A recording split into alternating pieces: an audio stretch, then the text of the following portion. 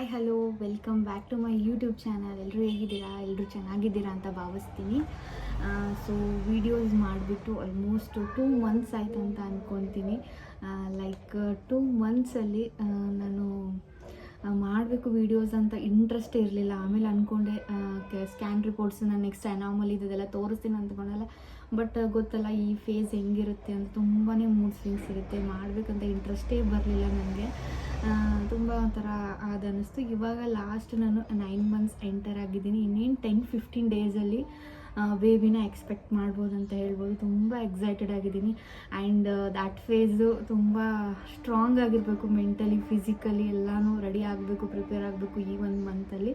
Hope ನೋಡೋಣ, ಇನ್ನು 10-15 days ಇದೆ. ಅಷ್ಟರಲ್ಲಿ ಆಮೇಲೆ ಡೆಲಿವರಿ ಬ್ಲಾಗ್ನ ಶೇರ್ ಮಾಡ್ಬೇಕು ಅಂದ್ಕೊಂಡಿದ್ದೀನಿ. ಒಂಥರ ಮೆಮ್ರೀಸ್ ಕ್ರಿಯೇಟ್ ಆಗುತ್ತಲ್ಲ delivery blog. Last time delivery ಬ್ಲಾಗ್ನ ಮಾಡಿಲ್ಲ ನನ್ನ ಮಗಳದ್ದು. ಸೊ ಈ ಟೈಮು ಒಂಥರ ಡೆಲಿವರಿ ಬ್ಲಾಗ್ನ ಮಾಡಿಟ್ಕೊಳ್ಳೋಣ, ನೋಡೋಣ ಆ ಫೇಸಲ್ಲಿ ಹೆಂಗಿರ್ತೀನಿ. ನೀನು ಯಾರಾದರೂ ಸಪೋರ್ಟಿವ್ ಮಾಡೋಕ್ಕಿದ್ರೆ ಅವ್ರ ಹತ್ರ ಹೇಳ್ಬಿಟ್ಟು ಮಾಡಿಸಿ ಅಪ್ಲೋಡ್ ಮಾಡ್ಬೇಕು ಅಂದ್ಕೊಂಡಿದ್ದೀನಿ. ಹೋಪ್ ನೋಡೋಣ ಹೇಗೆ ಬರುತ್ತೆ ಅಂತ. ಸೊ ಇವತ್ತಿನ ನನ್ನ ವೀಡಿಯೋಸಲ್ಲಿ ನಾನು ನಿಮಗೆ ಅನಾಮಲಿ ಸ್ಕ್ಯಾನ್ ಮಾಡಿದ್ದು, ಮತ್ತು ಇನ್ನೊಂದು ಲೇಟ್ ಅನಾಮಲಿ ಸ್ಕ್ಯಾನ್ ಅಂತ ಮಾಡಿದರು. ಹಾಗೆ ನಾನು ಇಲ್ಲಿ 8 ಮಂತ್ಸಿಗೆ ಬಂದಮೇಲೆ ಇನ್ನೊಂದು ಸ್ಕ್ಯಾನ್ ಮಾಡಿದರು. ಸೊ ಟೋಟಲಿ 3 ಸ್ಕ್ಯಾನ್ಸದ್ದು ನಿಮಗೆ ನಾನು ಹೇಳ್ತೀನಿ. ಏನಿಲ್ಲ, ಎಲ್ಲ ನಾರ್ಮಲ್ ಇದೆ, ಆಲ್ಮೋಸ್ಟ್ ನಾರ್ಮಲ್ ಇದ್ದಾಗ ಏನು ಅಂಥದ್ದೇನು ಶೇರ್ ಮಾಡ್ಕೊಳ್ಳೋದಿಲ್ಲ. ಎದಕ್ಕೆ ಮಾಡಿಸ್ತಾರೆ ಅನ್ನೋದನ್ನ ಅಷ್ಟೇ ಹೇಳ್ತೀನಿ. ಹೋಪ್ ನಿಮಗೆ ವಿಡಿಯೋ ಇಷ್ಟ ಆಗುತ್ತೆ ಅಂದ್ಕೊಂಡಿದ್ದೀನಿ. ಯಾರೆಲ್ಲ ನನ್ನ ಚಾನಲ್ನ ಸಬ್ಸ್ಕ್ರೈಬ್ ಮಾಡಿದೆ ವೀಡಿಯೋಸ್ ನೋಡ್ತಾ ಇದ್ದರೆ, so please do subscribe to my YouTube channel. Subscribe ಮಾಡಿಕೊಂಡು ಸಪೋರ್ಟ್ ಮಾಡಿ ಅಂತ ಹೇಳ್ತೀನಿ. ಸೊ ಬನ್ನಿ ಸ್ಟಾರ್ಟ್ ಮಾಡೋಣ. ನಂದು actually this anomaly scan, NT scan ಆದಮೇಲೆ ನಮಗೆ ಅನಾಮಲಿ ಸ್ಕ್ಯಾನ್ ಅಂತ ಮಾಡ್ತಾರೆ. ಸೊ ಅನಾಮಲಿ ಸ್ಕ್ಯಾನನ್ನು ಯಾವ ವೀಕಲ್ಲಿ ಮಾಡ್ತಾರಪ್ಪ ಅಂದ್ರೆ, ಲೈಕ್ ಮಿಡಲಲ್ಲಿ ಈ ಥರ ಬ್ರೆತ್ ತೊಗೊಳೋದು ಅದು ಇರುತ್ತೆ. ಕಂಟಿನ್ಯೂಸ್ ಆಗಿ ಬರಲ್ಲ. ಬಿಕಾಸ್ ಅರ್ಥ ಮಾಡ್ಕೊಳ್ಳಿ ಫೇಸಲ್ಲಿ ಹೇಗಿರ್ತೀವಿ ಅಂತ ಅಂದ್ಕೊಂಡು. ಆ್ಯಂಡ್ ಈ ಒಂದು ಅನಾಮಲಿ ಸ್ಕ್ಯಾನನ್ನು ಯಾವ ವೀಕ್ ಮಾಡ್ತಾರಂತಂದರೆ 18 to 22 ವೀಕ್ಸ್ ಒಳಗಡೆ ಮಾಡ್ತಾರೆ. ಅದರಿಂದ ಸೊ ದ್ಯಾಟ್ ಎಕ್ಸಾಕ್ಟ್ ನಮಗೆ ಡಾಕ್ಟ್ರಿಗೆ ಏನು ಗೊತ್ತಾಗಬೇಕು ಈ ಒಂದು ಸ್ಕ್ಯಾನಿಂದ ಅನ್ನೋದನ್ನು ಎಕ್ಸಾಕ್ಟಾಗಿ ಅವರು ತಿಳ್ಕೊಳ್ಳೋಕ್ಕೆ ಆಗುತ್ತೆ ಅಂತ ಅಂದ್ಬಿಟ್ಟು, ಸೊ 18 to 22 ವೀಕ್ಸ್. ಸೊ ಈ ವೀಕಲ್ಲಿ ಪ್ಲ್ಯಾನ್ ಮಾಡ್ತಾರೆ. ಸೊ ನಂದು ಬಂದುಬಿಟ್ಟು 20 ವೀಕ್ಸಿಗೆ ಮಾಡಿದ್ದು. This is the report. ಹೇಳ್ತೀನಿ ಏನೇನಿದೆ ಅಂತ ಅಂದ್ಬಿಟ್ಟು 20 ವೀಕ್ಸು 1 ಡೇಗೆ ನನಗೆ ಅನಾಮಲಿ ಸ್ಕ್ಯಾನನ್ನು ಮಾಡಿದರು. ಆ್ಯಂಡ್ ಈ ಪ್ರೆಗ್ನೆನ್ಸಿಯಲ್ಲಿ ನನಗೆ ತುಂಬ ಇಷ್ಟ ಆಗಿದೆ ಅಂದರೆ ನನ್ನ ಹೇರ್ ಗ್ರೋತು ತುಂಬ ಶೈನಿಯಾಗಿ ತುಂಬ ಚೆನ್ನಾಗಿ ಬರುತ್ತೆ ಹೇರ್ಸು. ಸೊ ಅದೇ ಒಂದು ನಂಗೆ ತುಂಬ ಇಷ್ಟ ಆಗಿದೆ ಅಂತ ಹೇಳ್ಬೋದು. ಆ್ಯಂಡ್ ವೇಟ್ ಗೇನ್ ಬಂದರೆ ನಾನು ಏನು ಜಾಸ್ತಿ ವೇಟ್ ಗೇನೇ ಆಗಿಲ್ಲ ಅಂತ ಹೇಳ್ಬೋದು. ಆಲ್ಮೋಸ್ಟ್ ಮಂತ್ಲಿ 2 kg 1.5 kg ಅಷ್ಟೇ ಇನ್ಕ್ರೀಸ್ ಆಗ್ತಾಯಿದ್ದೀನಿ. ದ್ಯಾಟ್ ಈಸ್ ವೆರಿ ಗುಡ್ ಅಂತ ಹೇಳ್ತೀನಿ. ಬಿಕಾಸ್ ಒಬ್ರಿಗೆ ಅನ್ಕೋತಾರೆ ದಪ್ಪ ಆದರೆ, ನಾವು ದಪ್ಪ ಆಗಿ ಚೆನ್ನಾಗಿ ಚಬ್ಬಿ ಆದರೆ ಮಗು ಚೆನ್ನಾಗಿರುತ್ತೆ ಅಂತಾರೆ. ಸೊ ಹಾಗೇನಿಲ್ಲ. ಆಲ್ಮೋಸ್ಟ್ ನಂದು 15 ಡೇಸ್ ಬ್ಯಾಕ್ ಒಂದು ಸ್ಕ್ಯಾನ್ ಮಾಡಿದಾಗ ಬೇಬಿ ವೆಯ್ಟ್ ಬಂದು 2.5 ಇತ್ತು ಆಲ್ರೆಡಿ. ಸೊ ಆಲ್ಮೋಸ್ಟ್ 1 ಮಂತ್ ಆಯ್ತು ಅಂತ ಹೇಳ್ಬೋದು 8 ಮಂತ್ ಸ್ಕ್ಯಾನ್ ಮಾಡಿ. ಬೇಬಿ ವೆಯ್ಟ್ ಬಗ್ಗೆ ಏನು ಅಷ್ಟೇನು ಇದು ಇಲ್ಲ, ಆಗುತ್ತೆ. ಸೊ ಇಟ್ಸ್ ನಾಟ್ ಲೈಕ್ ನಾವು ಫುಲ್ ದಪ್ಪ ಆಗಬೇಕು, ಅದರಿಂದ ಬೇಬಿ ದಪ್ಪ ಇರುತ್ತೆ, ಅದೆಲ್ಲ ಮಿತ್ ಅಂತ ಹೇಳ್ಬೋದು, ಮಿಸ್ಕನ್ಸೆಪ್ಷನ್. ನಾವು ತುಂಬ ಚೆನ್ನಾಗಿ ಹೆಲ್ದಿಯಾಗಿ ಎಷ್ಟು ಬೇಕೋ ಅಷ್ಟು ತಿಂದರೆ ಅಷ್ಟೇ ನಾವು ವೇಟ್ ಗೇನ ಮೇಂಟೈನ್ ಮಾಡ್ಬೋದು. ಬಿಕಾಸ್ ಆಮೇಲೆ ರೆಡ್ಯೂಸ್ ಮಾಡ್ತೀವಿ ಅಂತಂದರೆ ತುಂಬಾ ಕಷ್ಟ ಆಗುತ್ತೆ, ತುಂಬಾ ಟೈಮ್ ತೊಗೊಳುತ್ತೆ. ಆ್ಯಂಡ್ ಗೊತ್ತಲ್ಲ, ಮಗು ನೋಡಿಕೊಂಡು ಆ ಒಂದು ರಿಕವರಿಗೆ ನಾವು ಟೈಮ್ ಕೊಡೋಕ್ಕೆ ತುಂಬ ಆಗಲ್ಲ, ನಮಗೆ ಕಾಂಟೆಂಟ್ ಮಾಡೋಕ್ಕಾಗಲ್ಲ ಆವಾಗ. ಸೊ ಅದು ತುಂಬ ಲೇಟ್ ಪ್ರೊಸೆಸ್ ಆಗುತ್ತೆ. ಅದಕ್ಕೋಸ್ಕರ ನೀವು ಏನು ಪ್ರೆಗ್ನೆಂಟ್ ಆಗಿರ್ತೀರಲ್ಲ, ಪ್ರೆಗ್ನೆನ್ಸಿ ಏನು ನಿಮ್ಗೆ ನಡೀತಿರ್ತದಲ್ಲ, ಸೊ ಅವಾಗೇ ನೀವು ಎಷ್ಟು ತಿನ್ನಬೇಕು, ನಾಟ್ ಡಬಲ್. ಸೊ ಇಬ್ಬರಿದ್ದಾರೆ ಅಂತ ಅಂದ್ಬಿಟ್ಟು ಡಬಲ್ ಎಲ್ಲನೂ ತಿನ್ನೋದು, that is not the thing ಅಂತ ಹೇಳ್ಬೋದು. ಸ್ವಲ್ಪ ಕ್ವಾಂಟಿಟಿ ತಿಂದ್ರೂ ನ್ಯೂಟ್ರಿಷನ್ ಆಗಿರುವಂಥ ಫುಡ್ಡನ್ನು ತಿನ್ನಬೇಕು. ಆ್ಯಂಡ್ ಎಷ್ಟು ಬೇಕೋ ಅಷ್ಟೇ ತಿನ್ನಬೇಕು. ಡಬಲ್ ತಿಂದು ಎಲ್ಲ ದಪ್ಪ ಅಂದರೆ ಆಮೇಲೆ ರಿಕವರಿ ಕಷ್ಟ ಆಗುತ್ತೆ. ಏನು ತಿನ್ನಬೇಕು ತಿನ್ನಿ, ಬಟ್ ಲಿಮಿಟಲ್ಲಿ. ಆ್ಯಂಡ್ ನೋಡ್ಕೊಂಡ್ಬಿಟ್ಟು ಇವಾಗಿಂದನೇ ನೀವು ಮೇಂಟೈನ್ ಮಾಡಿದರೆ ತುಂಬ ರಿಕವರಿ ಪ್ರೊಸೆಸ್ ತುಂಬ ಈಸಿ ಇರುತ್ತೆ. ವೆಯ್ಟ್ ಎಲ್ಲ ತುಂಬ ಚೆನ್ನಾಗಿ ನೀವು ರೆಡ್ಯೂಸ್ ಮಾಡ್ಕೋಬೋದು. ದಟ್ ಈಸ್ ದ ಥಿಂಗ್ ಅಂತ ಹೇಳ್ಬೋದು. So yes, coming back to my anomaly scan. So ಇದು ನನ್ನ ಸ್ಕ್ಯಾನ್ ಬಂದುಬಿಟ್ಟು 20 ವೀಕ್ಸ್ 1 ಡೇಗೆ ಮಾಡಿದರು. ಆ್ಯಂಡ್ ದಿಸ್ ಈಸ್ ಲೈಕ್ ಏನಿಲ್ಲ, ಇದರಲ್ಲಿನೂ ಫೀಟಸ್ದೆಲ್ಲ ಸರ್ವೆ ಮಾಡ್ತಾರೆ. ಲೈಕ್ ಫಿಸಿಕಲ್ ಸ್ಟ್ರಕ್ಚರ್ ಚೆನ್ನಾಗಿದೆಯಾ ಬೇಬಿದು ಅಂತ ಹೇಳ್ತಾರೆ. ಬಿಕಾಸ್ ಈ ಒಂದು ಸ್ಕ್ಯಾನಲ್ಲೂ ಕೂಡ ನಮಗೆ ಫಿಸಿಕಲ್ ಗ್ರೋತ್ ಹೇಗಿದೆ ಅನ್ನೋದು ಬೇಬಿದು ಕೂಡ ಗೊತ್ತಾಗುತ್ತೆ. ಅದಕ್ಕೋಸ್ಕರ this is also one of the main scan ಅಂತ ಹೇಳ್ಬೋದು, ಅನಾಮಲಿ ಸ್ಕ್ಯಾನ್. ಪ್ರತಿಯೊಂದು ಕಾಲು, ಕೈ, ಮೂಗು, ಲೈಕ್ ಆರ್ಗನ್ಸ್ ಎಲ್ಲ ಹಿಂಗಿದ್ದಾವೆ, ಹಿಂಗೆ ಡೆವಲಪ್ ಆಗ್ತಿದ್ದಾವೆ ಅಂತ ಅಂದ್ಬಿಟ್ಟು ಪ್ರತಿಯೊಂದನ್ನು ಕೂಡ ಈ ಒಂದು ಸ್ಕ್ಯಾನಲ್ಲಿ ಚೆಕ್ ಮಾಡ್ತಾರೆ.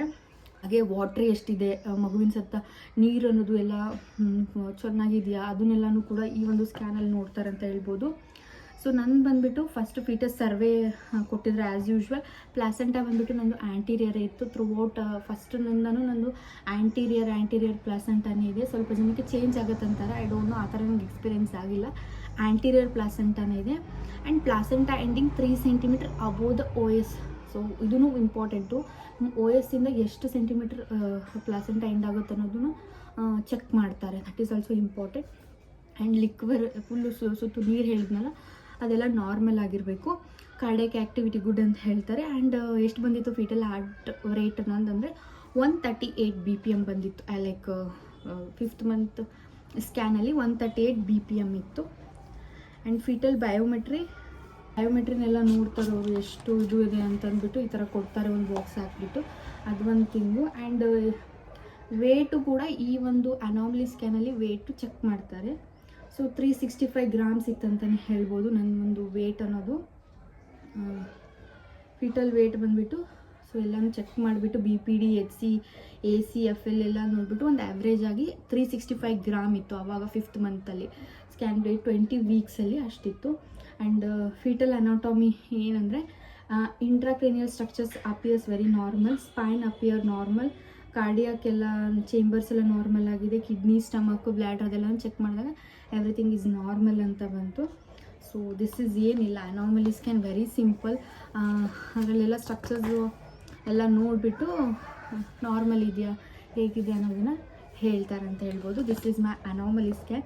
ಅನಾಮಲಿ ಸ್ಕ್ಯಾನ್ ಆದಮೇಲೆ ನನಗೆ ಒಂದು ಗ್ಲೂಕೋಸ್ ಟೆಸ್ಟನ್ನು ಕೂಡ ಕೊಟ್ಟರು. ಲೈಕ್ ಗ್ಲೂಕೋಸ್ ಚಾಲೆಂಜ್ ಇರುತ್ತಲ್ಲ, ಅದನ್ನು ಕುಡಿದ್ಬಿಟ್ಟು 2 hours ವೆಯ್ಟ್ ಮಾಡಿಬಿಟ್ಟು ಯೂರಿನ್ ಮತ್ತು ಬ್ಲಡ್ ತೊಗೋತಾರಲ್ಲ, ಆ ಒಂದು ಟೆಸ್ಟನ್ನು ಕೂಡ ಮಾಡಿಸಿದ್ರು. ಅದರಲ್ಲಿ ಬ್ಲಡ್ ಕೌಂಟ್ ಚೆಕ್ ಮಾಡ್ತಾರೆ. 10.6 ಇತ್ತಂತಲೇ ಹೇಳ್ಬೋದು. ಅದು ಒಂದಾಯಿತು. ಇದನ್ನು ಐ ಥಿಂಕ್ 6 ಮಂತ್ಸಲ್ಲಿ ಮಾಡಿದ್ದಿದ್ದು. ಇದು ಒಂದು ಬ್ಲಡ್ ಚೆಕ್ ಒಂದು ಮಾಡಿದರು.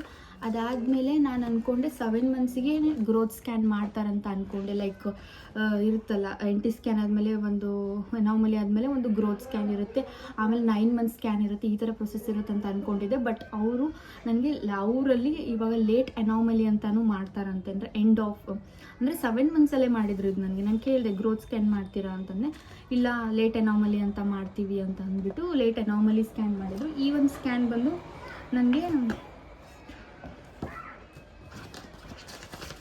ಸೊ ಲೇಟ್ ಅನಾಮಲಿ ಸ್ಕ್ಯಾನ್ ಬಂದು ನನಗೆ 27 weeks 3 daysಗೆ ಮಾಡಿದರು. ಸೊ ಅದರಲ್ಲಿನೂ ಕೂಡ ಎಲ್ಲ ಆ್ಯಂಟೀರಿಯರ್ ಪ್ಲಾಸೆಂಟಾ ಇದೆ. ಹಾರ್ಟ್ ಬೀಟ್ ಬಂದ್ಬಿಟ್ಟು 151 ಆಗಿತ್ತು, ಚೇಂಜಸ್ ಆಗ್ತಾಯಿತ್ತು. And placenta ending 8 centimetre above the OS ಇತ್ತಿಲ್ಲಿ. And liquor is normal, everything is normal ಅಂತ ಕೊಟ್ಟರು.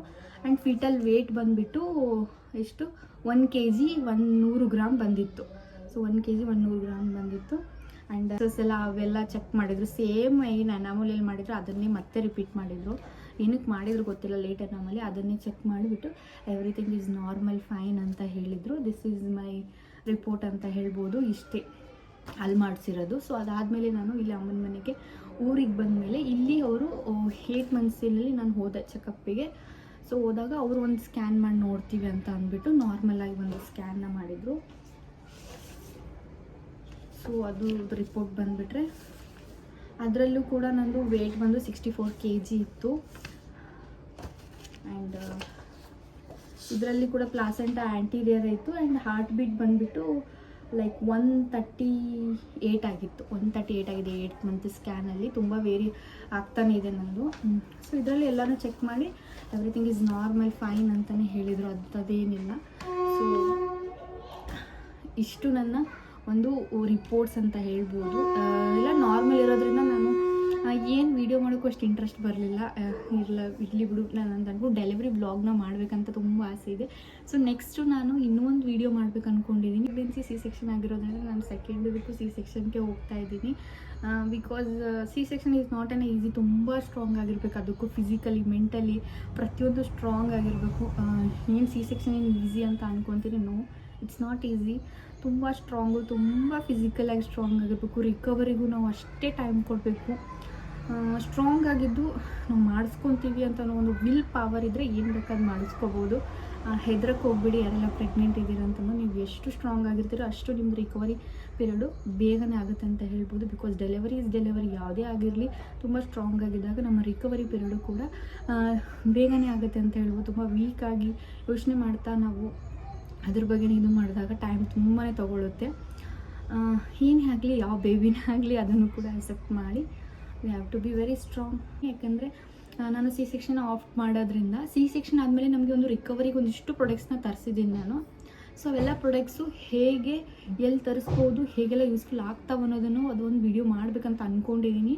ಹೋಪ್ ಮಾಡ್ತೀನಿ ಅಂತ ಅನ್ಕೋತೀನಿ. ನೋಡೋಣ, ನಿಮ್ಮೊಂದು ಸಪೋರ್ಟು, ಲೈಕ್ ಜಾಸ್ತಿ ಮಾಡಿ ಸಪೋರ್ಟ್ ಮಾಡಿದರೆ, ಸಬ್ಸ್ಕ್ರೈಬ್ ಮಾಡ್ಕೊಂಡಿದ್ರೆ ನಾನು ನೆಕ್ಸ್ಟ್ ನನ್ನ ಒಂದು ವೀಡಿಯೋಸಲ್ಲಿ ಸಿ ಸೆಕ್ಷನ್ ಡೆಲಿವರಿಗೆ ಯಾವೆಲ್ಲ ಪ್ರಾಡಕ್ಟ್ಸ್ನ ತರಿಸ್ಕೊಂಡು ಈ ಸಲ ನಾನು ಹಾಸ್ಪಿಟಲ್ ಬ್ಯಾಗ್ನ ಮಾಡ್ಬೇಕು ಅಂದ್ಕೊಂಡೆ. ಬಟ್ ಅಲ್ಲಿ ಏನು ನಾನು ಅಷ್ಟೊಂದೇನು ಬೇಬಿ ಪ್ರಾಡಕ್ಟ್ಸ್ ಹೊಸದೆಲ್ಲ ತೊಗೊಳ್ಳೋದು. ನಮ್ಮ ಕಡೆ ಎಲ್ಲ ಹಳೇವೇ ಯೂಸ್ ಮಾಡ್ತೀವಿ. 1 ಮಂತು ಆಫ್ಟರ್ 1 ಮಂತ್ ನಾವು ಹೊಸದೆಲ್ಲ ತೊಗೊಳ್ಳೋದು.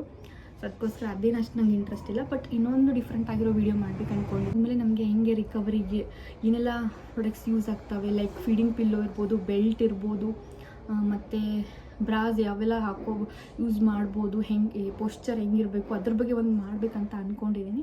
ನೋಡೋಣ, ಹೋಪ್ ಮಾಡ್ತೀನಿ ಅಂತ ಅಂದ್ಕೊಂಡಿದ್ದೀನಿ. ಸೊ ಡೆಲಿವರಿ ಬ್ಲಾಗು ಮಾಡಬೇಕಂತ ತುಂಬ ಇಂಟ್ರೆಸ್ಟ್ ಇದೆ. ಒಂಥರ ಮೆಮ್ರೀಸಾಗಿ ಕ್ರಿಯೇಟ್ ಆಗುತ್ತೆ ಅಂತ ಅಂದ್ಕೊಂಡ್ಬಿಟ್ಟು ಅದನ್ನು ಕೂಡ ಪ್ಲ್ಯಾನಲ್ಲಿದೆ. ಹೋಪ್ ಮಾಡ್ತೀನಿ.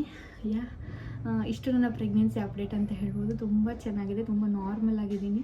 ಸೊ ಇನ್ನೇನು 10-15 ಡೇಸಲ್ಲಿ ಬೇಬಿ ಬರುತ್ತೆ. ಹೋಪ್ ನಿಮಗೆ ವಿಡಿಯೋ ಇಷ್ಟ ಆಗಿದೆ ಅಂದ್ಕೊಂಡಿದ್ದೀನಿ. ಸೊ ವಿಡಿಯೋ ಇಷ್ಟ ಆಗಿದ್ದರೆ ಲೈಕ್ ಮಾಡಿ, ಶೇರ್ ಮಾಡಿ. ಹಾಗೆ ಇನ್ನೂ ಯಾರೆಲ್ಲ ನನ್ನ ಚಾನಲ್ನ ಸಬ್ಸ್ಕ್ರೈಬ್ ಮಾಡಿ ವಿಡಿಯೋಸ್ ನೋಡ್ತಾ ಇದ್ದೀವಿ, so please to subscribe to my YouTube channel. Bye friends.